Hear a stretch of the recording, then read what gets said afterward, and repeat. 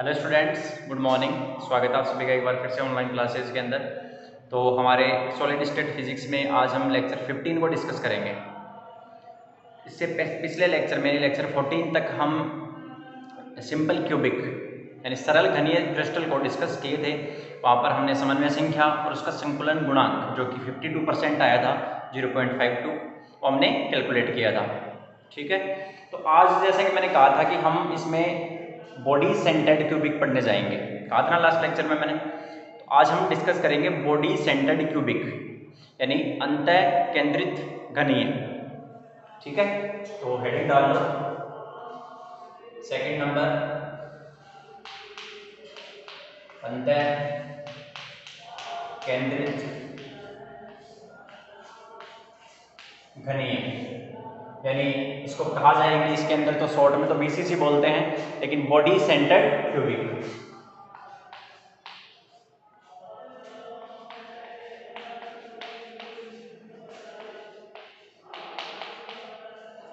और इसको शॉर्ट में क्या बोला जाता है? BCC, body centred cubic.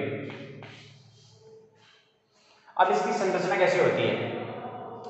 इसमें 8 कोनों पर तो 8 परमाणु होते ही हैं। एक सेंटर में यानी क्यूब के बीचों बीच एक और परमाणु उपस्थित होता है। ठीक है, इस घनीय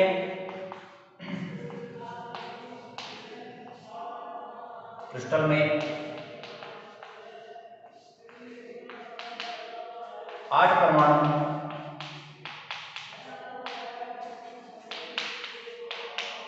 एक कोष्ठिका के 8 कोनों पर एवं एक परमाणु एक कोष्ठिका के मध्य में उपस्थित होता है।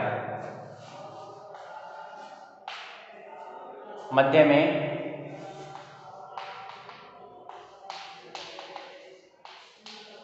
उपस्थित रहता है। ठीक है, एक बीचों बीच रहता है। किस प्रकार से रहता है? देखो, इसकी जो संरचना होती है वो इस प्रकार से होती है।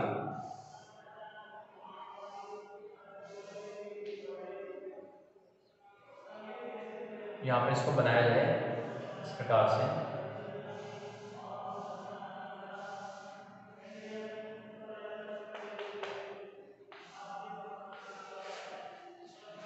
तो ये इसकी स्ट्रक्चर है जिसके अंदर 8 परमाणु तो यहां पर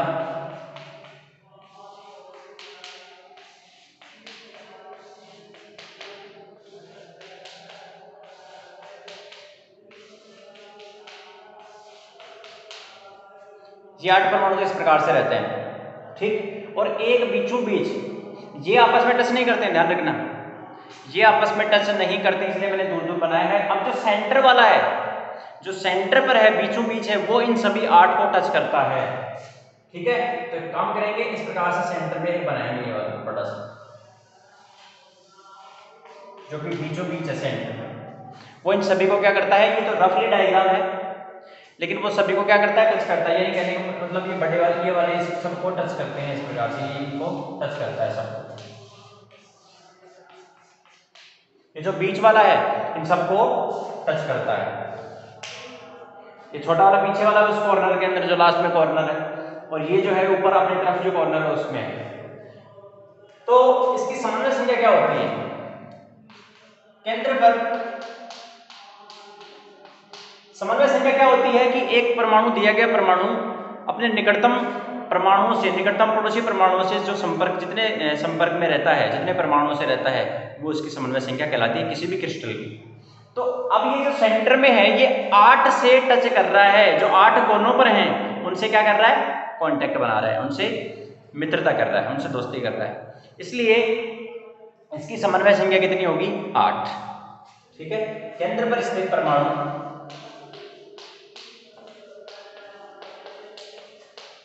और मेरा सजेशन ये है आपको कि सिंपल क्यूबिक यानी एससी, बीसीसी और फेस सेंटर्ड क्यूबिक और लास्ट में लाएगा हेक्सागोनल। तो इन सभी को आप इंटरनेट पर गूगल पर टाइप करके देखना कि simple cubic images, BCC images, BCC coordination number, ठीक ठीक है, सिंपल क्यूबिक कोऑर्डिनेशन नंबर ऐसे सर्च करना, वहां से 3D इमेज आएंगी, अच्छे से क्लियर हो जाएगा, क्योंकि बोर्ड पे 3D हम नहीं दिखा सकते आपको।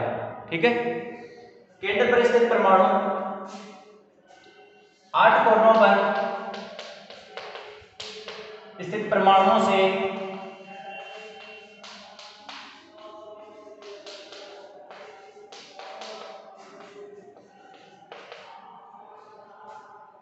संपर्क में रहता है। अतः BCC क्रिस्टल की समन्वय संख्या 8 होती है।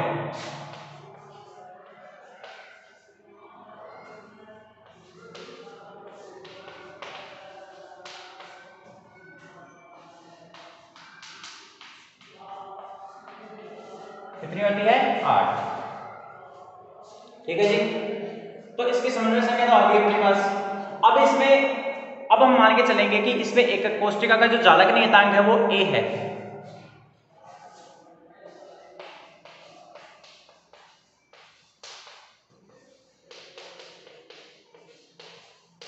क्योंकि हमें संकुलन गुणांक निकालना है, तो उसके लिए जालक नियतांक तो चाहिए। यदि एकक कोष्ठिका का जालक नियतांक A है तो इसमें हम देखते हैं कि वो A किसके बराबर होगा, R में और A में रिलेशन किस प्रकार से आएगा, उसको देखने के लिए हमें क्या करना पड़ेगा।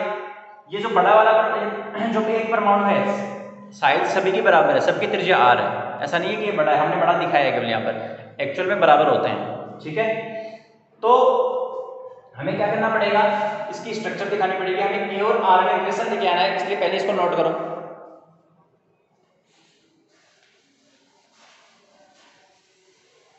बॉडी सेंटर्ड क्यूबिक,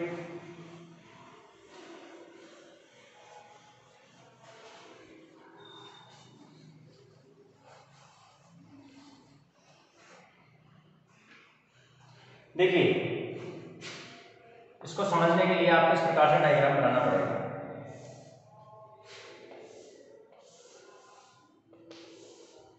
इसकी स्ट्रक्चर बनाओ, संरचना बनाइए। संरचना में क्या है कि एक तो यहां पर है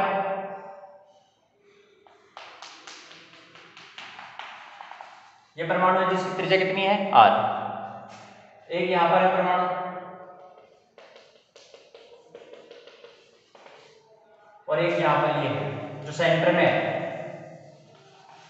ध्यान से देखना, क्लियरली कट कह रहा हूं मैं तुम्हें। एक तो यहां पर ये परमाणु है जो हमने ये बनाया है, ठीक, एक सेंटर वाला है ये जो बीचों बीच है केंद्र पर, ये सेंटर वाला है, ध्यान रखना, यहाँ पर बना देना, इसका सेंटर यहाँ रहना चाहिए, लगभग बीचों बीच रहना चाहिए। और एक इसको सेंटर बनाते हुए यहाँ पर परमाणु रखा हुआ है। थोड़ा सा मैथमेटिक्स, थोड़ी सी ज्योमेट्री का प्रयोग करना है, ज्यामिति का। देखिए ये डिस्टेंस कितनी है A, ठीक है, और ये भी A है। क्लियर? मुझे ये जो डिस्टेंस है ये वाली, इसका जो विकर्ण है, जो इसका विकर्ण है वो मुझे कैलकुलेट करना है। क्या कैलकुलेट करना है? विकर्ण, उसी से रिलेशन आएगा। देखो ये R है, इसकी त्रिज्या, अब इसका व्यास कितना है 2R, और R ये, तो R plus 2R plus R कितना हो गया 4R।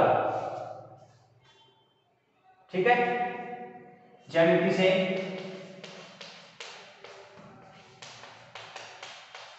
फोर आर किसके बराबर है। अब ये चीज इंटरेस्टिंग है कि 4R A में किसके बराबर है, R और A में रिलेशन निकालना होता है ना। तो देखिए ध्यान से, ये विकर्ण निकालने के लिए मुझे ये वाली दूरी निकालनी पड़ेगी, क्योंकि फिर उसके बाद में ये जो ट्रायंगल है, जैसे A B C D, ठीक है, E ये वाला पॉइंट, F और A B C D E, या फिर इसको ही नाम दे देते हैं E F G H। अब ध्यान से देखिए, उसके बाद में जो ट्रायंगल बनेगा A C G, ACG, ये ट्राइंगल होगा जो बीचों बीच काटेगा इसको, और ये एंगल कितना है, तो ये इसमें फिर पाइथागोरस थ्योरम लग जाएगी कि AC का स्क्वायर प्लस GC का स्क्वायर बराबर AG का स्क्वायर।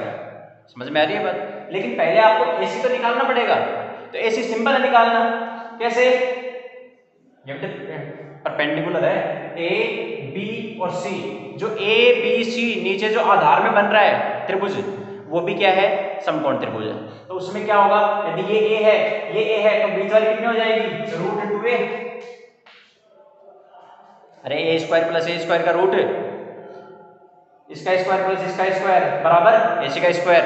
तो A square plus A square कितना हो गया, 2A स्क्वायर। अब 2A स्क्वायर है ये वाली, AC का स्क्वायर, AC निकालना है तो क्या करेंगे, 2A स्क्वायर का रूट कितना आएगा, √2a। तो ये √2a आ गई। अब ये कितनी है, ये भी A है, साइड में जो भुजाएं हैं वो सब A हैं। अब देखिए ये A है और ये √2a है, तो √2a का स्क्वायर प्लस देखो कैसे लिखेंगे, AC का स्क्वायर प्लस GC का स्क्वायर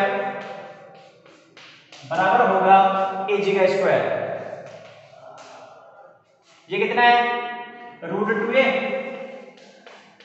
प्लस ये कितना है, A स्क्वायर बराबर AG का स्क्वायर। यहां से कितना आ गया, A square plus 2A square 3A square.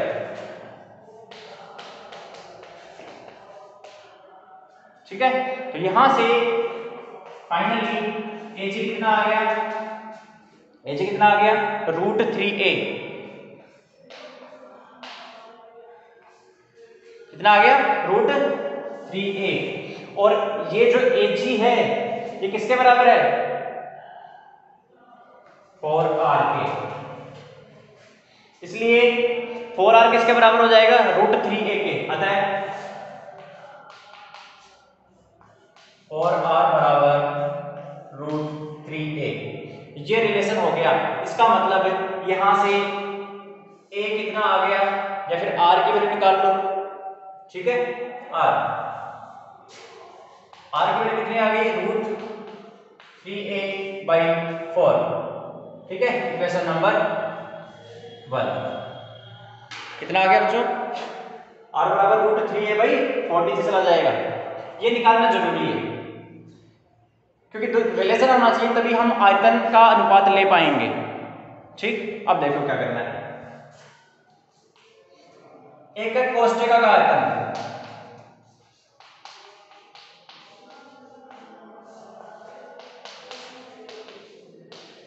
ये जो अपने पास टोटल एकक कोष्ठिका है, इसमें लंबाई a है, चौड़ाई a है, ऊंचाई a है, तो क्या आएगा, a क्यूब आएगा। समीकरण नंबर 2।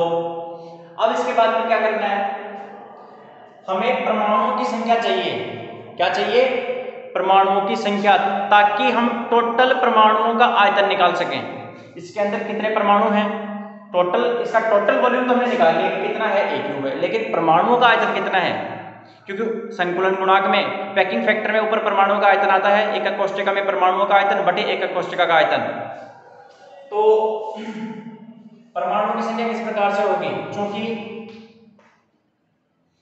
BCC की एकक कोष्ठिका में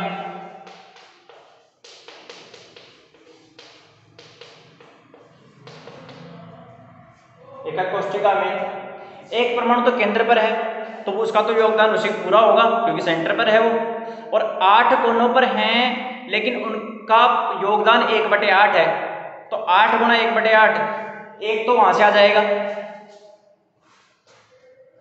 एक परमाणु केंद्र पर प्लस 8 परमाणु 8 कोनों पर हैं जिनका योगदान, इसका तो पूरा योगदान है परमाणु जो केंद्र पर है, लेकिन जो 8 परमाणु 8 कोनों पर हैं जिनका योगदान 1/8 है। अतः अब जो आगे लिखूंगा उसको देखो, नोट करो,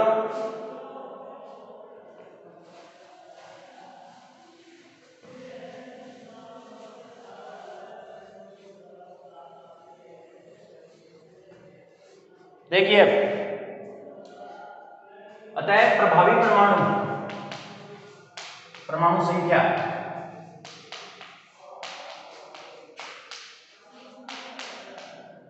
बराबर परमाणुओं की संख्या कितनी है, इफेक्टिव एटम्स कितने हैं, उसको देखो। एक परमाणु सेंटर पर है और 8 गुणा 1/8, तो यहां से आ जाएगा 2। सिंपल क्यूबिक में एक ही था, 8 गुणा 1/8, यहां 2 है। तो प्रभावी परमाणुओं का आयतन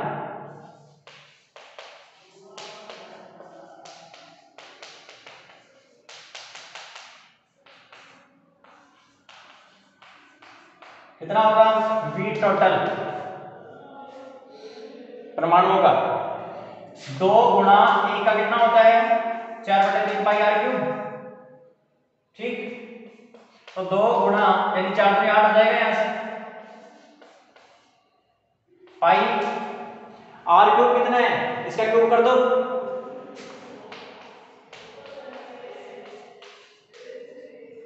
ए का क्यूब ए क्यूब हो जाएगा, √3 का और 4 इसका क्यूब हो जाएगा, ठीक है। इसको सोल्व करेंगे तो क्या आएगा, देखो √3 3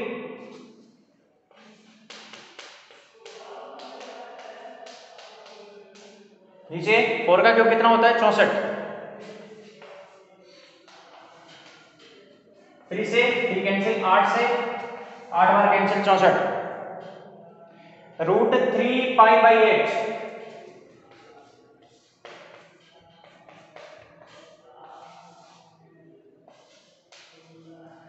ये आंसर आ रहा है इक्वेशन नंबर 3। देखो इसको ध्यान से, अब क्या करना है, इसको डिवाइड करना है इससे, और तो क्या मिलेगा अपने को, एटॉमिक पैकिंग फैक्टर, परमाणु संकुलन गुणांक। समीकरण 3 में 2 का भाग देने पर या फिर संकुलन गुणांक की परिभाषा से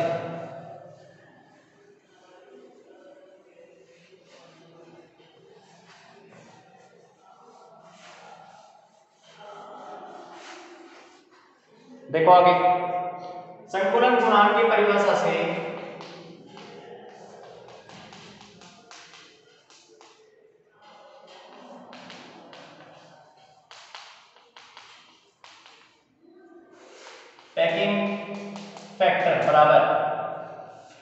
पैकिंग फैक्टर बराबर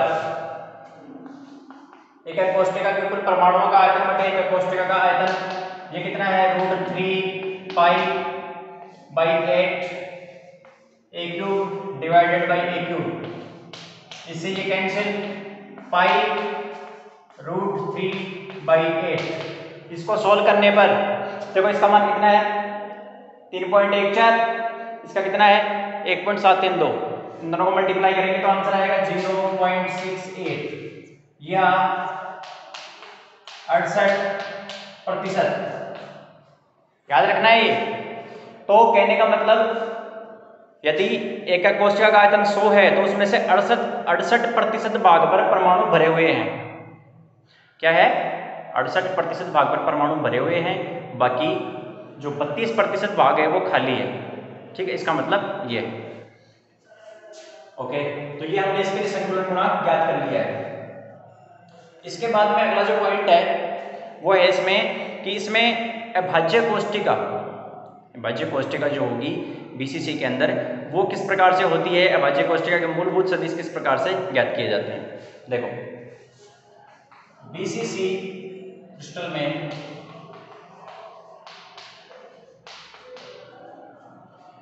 अभाज्य कोष्ठिका,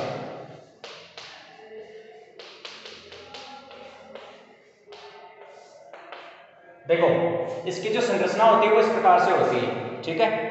पहले इसको नोट करो फिर बनाते हैं यहाँ।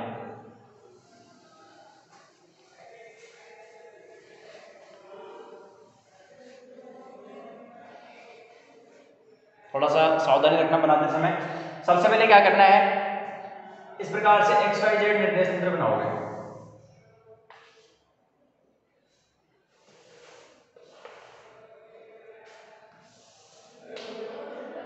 ये तीनों एक दूसरे से परपेंडिकुलर है, दिखने में ऐसा लग रहा है तुम्हें, अदरवाइज ये परपेंडिकुलर है।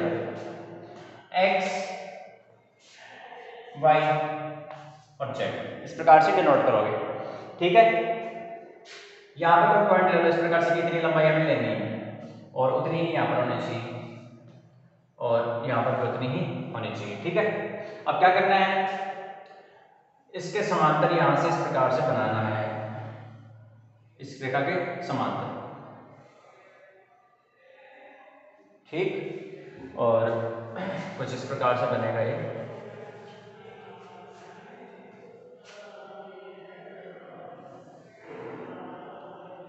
ओके, ये लो, और इधर ऐसा बना दो।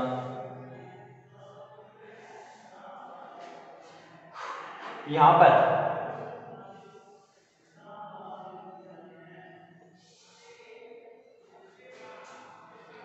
अब ये तो ये पृष्ठ बन गया, एक ये पृष्ठ बन गया इस प्रकार से, और एक ये पृष्ठ बन गया। ठीक है, अब यहाँ एक क्यूब बनाना है, यहाँ क्यूब बनाना है, यहाँ पर भी क्यूब बनाना है। तो इसमें करना क्या है आपको, यहाँ तो सिंपल इस प्रकार से बन जाएगा।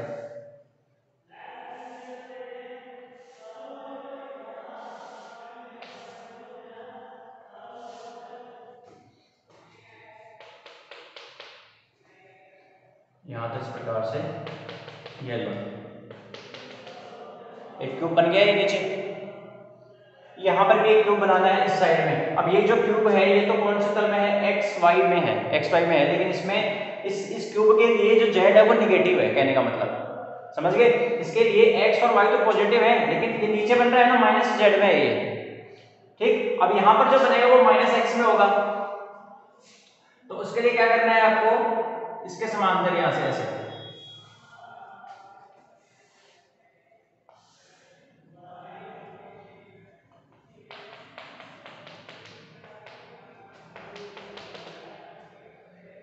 और ये लीजिए,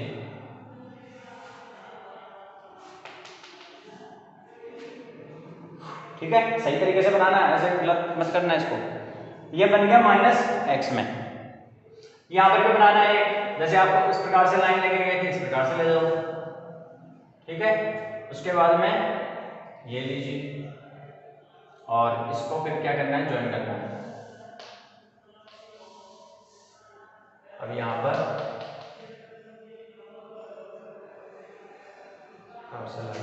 ये लीजिए,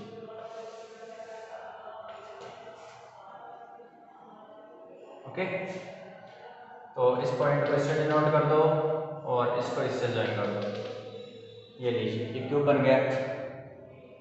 ठीक है, तो 1 2 3, ये इसका जो मूल बिंदु है यहां से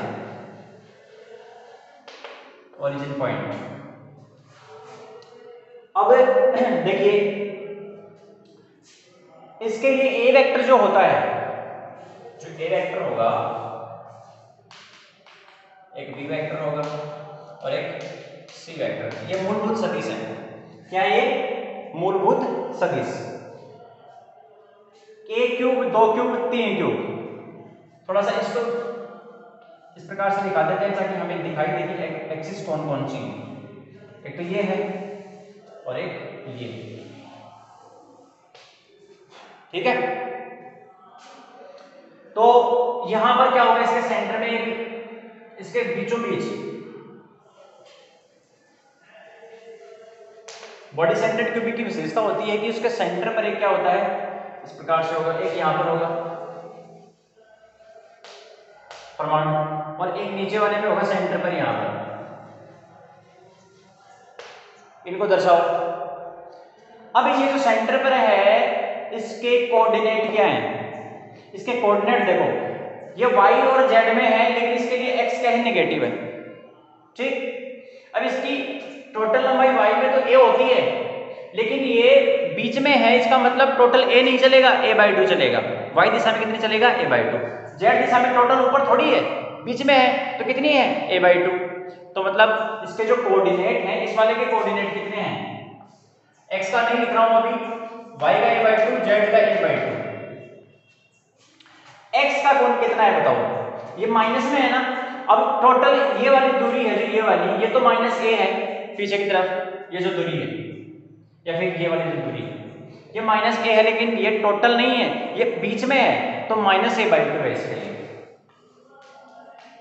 समझ में आ रही है बात? अब जब इसके कोऑर्डिनेट ये हैं तो इसका सदिश क्या होगा, इसका सदिश क्या होगा, इसका वेक्टर क्या होगा, ए वेक्टर, ये होगा minus a by two i cap plus a by two j cap और ए बाई टू के कैप।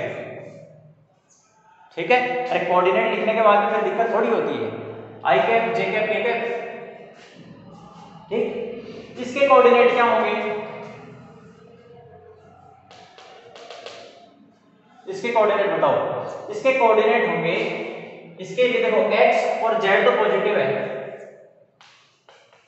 लेकिन इसके लिए ये माइनस वाई में है, इसलिए माइनस ए बाई टू, तो इसका वेक्टर क्या हो जाएगा, a by two i cap minus a by two j cap और plus a by two k cap.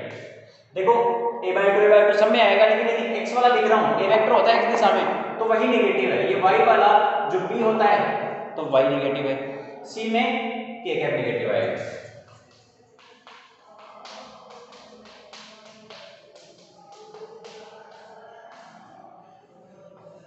ठीक है, ये इसके क्या हो गए, मूलभूत सदिश या फिर आधार सदिश हो गए। ठीक है बच्चों, इसके कोऑर्डिनेट, इसके कोऑर्डिनेट क्या होंगे, इसके कोऑर्डिनेट होंगे ए बाई टू, क्योंकि x और y तो पॉजिटिव रहेंगे, z में माइनस है तो माइनस ए बाई टू तीसरा। ठीक है, ये इसका क्या है, अभाज्य कोष्ठिका का डायग्राम है, वहां से हमने अभाज्य सदिश निकाले हैं, अभाज्य सदिश या मूलभूत सदिश, लिखो इसको।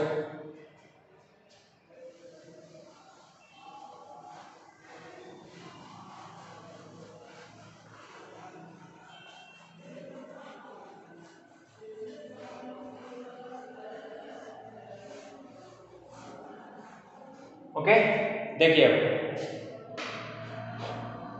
अब अभाज्य सदिश लिखने के बाद में हमें इसका वॉल्यूम निकालना होता है अभाज्य कोष्ठिका का, तो वॉल्यूम निकाल लेते हैं।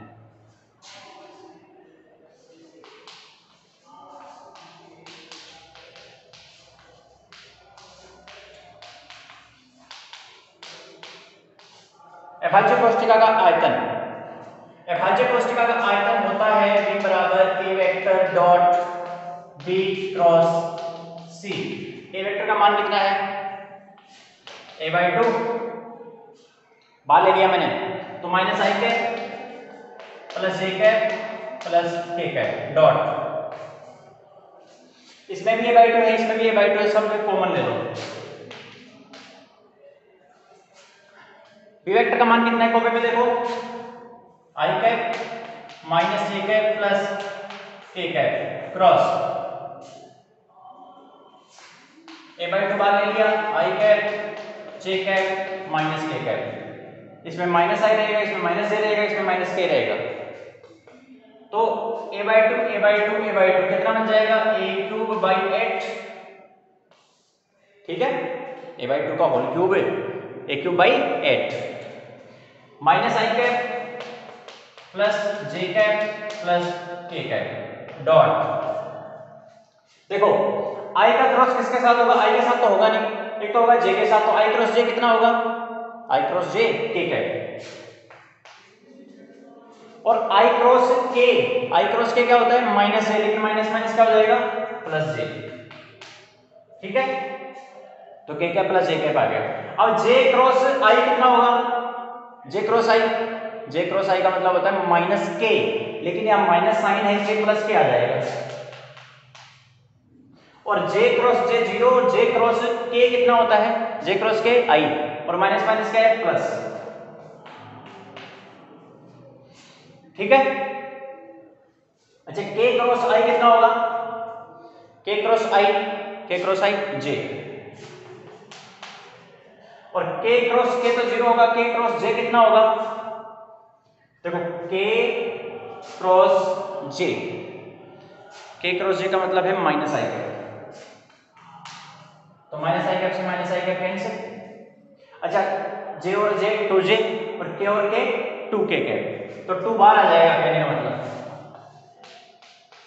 2 यहां से आ गया बाहर, अंदर बच गया minus i cap plus j cap plus k cap dot 0 into I cap, I cap है ही नहीं इसमें, plus j cap plus k cap.